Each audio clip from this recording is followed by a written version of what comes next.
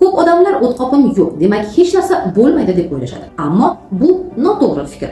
Chunki o'tqopni odatda ikki sababga ko'ra olib tashlashadi.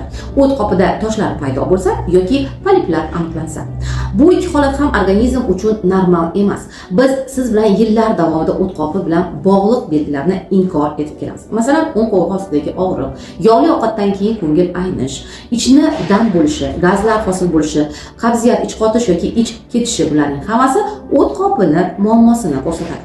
Ko'pchilik o'tqopini olib tashladim, muammo yo'q deb o'ylaydi. Lekin o't baribir jigarda hosil bo'ladi. Toshlar esa o't yo'llarida yoki jigar ichida ham shakllanishi mumkin. Eng muhimi, o't organizmdagi eng kuchli tabiiy antiseptiklardan biri hisoblanadi. O't og'izdan tushgan ovqatdagi zararli mikroblarni neytrallashtirishda, hazmda yordamlashda va immunitetni qo'llab-quvvatlashda muhim rol o'ynaydi.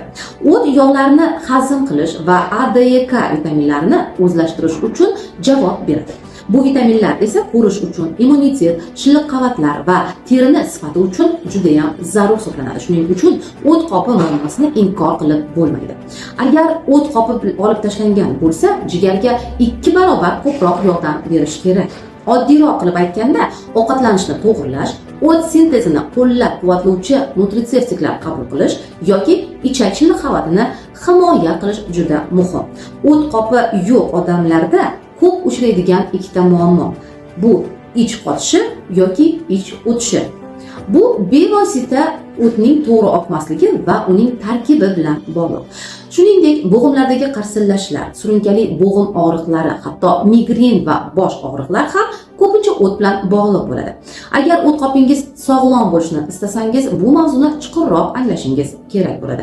Salomatligingiz uchun yanada foydali, sodda va ishonchli ma'lumotlar esa profil shapkasidagi havolada.